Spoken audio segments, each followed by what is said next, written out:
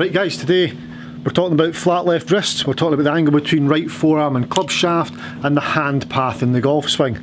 All sounds very complicated, and it is. Let's get on with it.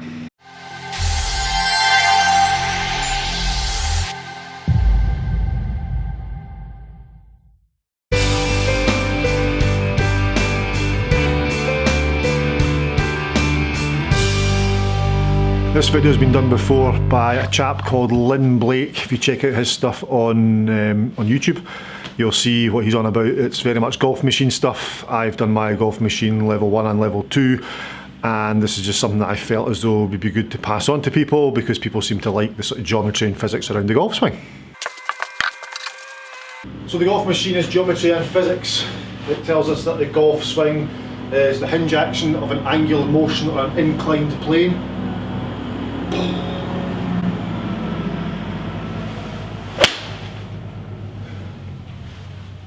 Just like that. In the golf machine, one of the imperatives of the golf swing is a flat left wrist. Okay, so we've talked about that. I've done a video on that in the past. I've done drills on the flat left wrist, which has had loads of views. Thank you for that. This is what Lynn Blake is talking about.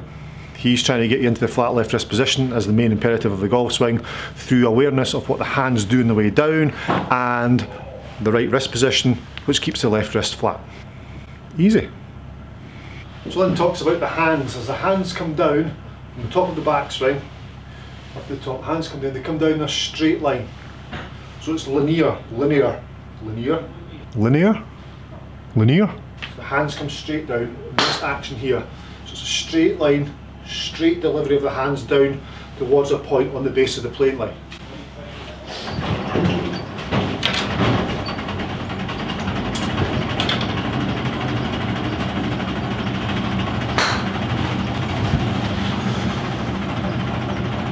Sorry about the noise in the background, that's the greenkeepers just started working on the practice area behind. So hands come down in a straight line, flat left wrist at impact, therefore the right wrist must be bent in this position. So if that's flat, this has to be bent, it can't be flat, it has to be bent. So there's an angle of the forearm going down which dissects the shaft at impact and address. Here's Lynn's stroke of genius, okay? Or sorry, Homer Kelly's stroke of genius in the golf machine, but explained by Lynn, which I'm trying to put into my words as well. Club shaft at impact, red cane. We're there. Okay, flat left wrist, club shaft, fulcrum of the swing, my left shoulder right down to the sweet spot. Then the right arm's applied with the bent right wrist. This right forearm creates a different angle which dissects the club shaft, which is, let's call it there.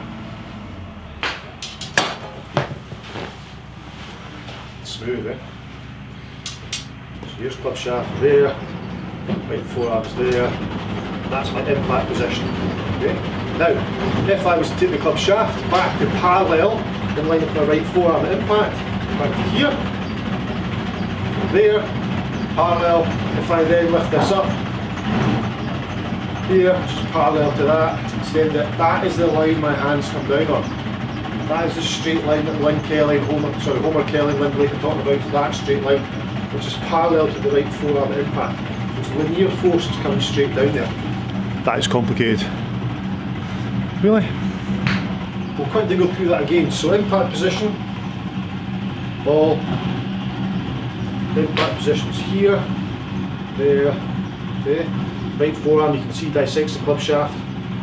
So if I now take the club shaft back parallel to that, then extend it up, there, that is where my right arm, top of my backswing down, is here, and then down, that's where I'm coming down there towards golf ball in that linear action. Linear, linear, linear. So we now have to put this into the golf swing. That sounds easier said than done. Pretty simple really. Take my address position, I then put myself into what's called impact fix. So I can then put myself into an impact position, and then from there start my swing, feel my hands pull back down and return to that. So address positions here, impact positions there, you can see this, the flex on the shaft, the pressure being applied, the angle between forearm and club shaft, the left wrist being flat, and then from there I can start my swing and return back to that position. This is purely a drill. You could do it in the course if you like. But we're starting in the impact position and returning back to an understanding of how the hands pull down that linear motion, linear action. So address position, impact position,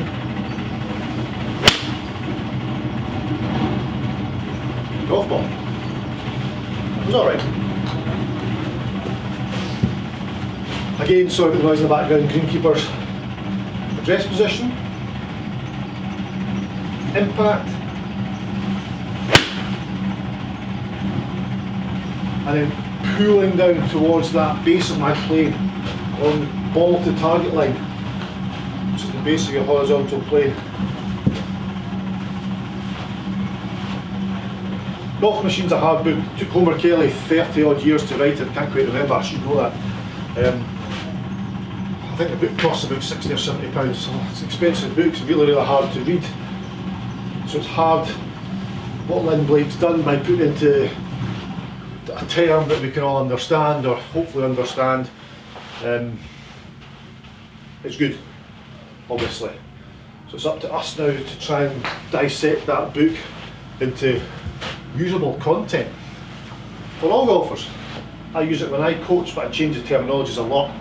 In the back of my mind I'm thinking Golf Machine, but then I choose a lot of different text to go over the level of player and the level of understanding the player has.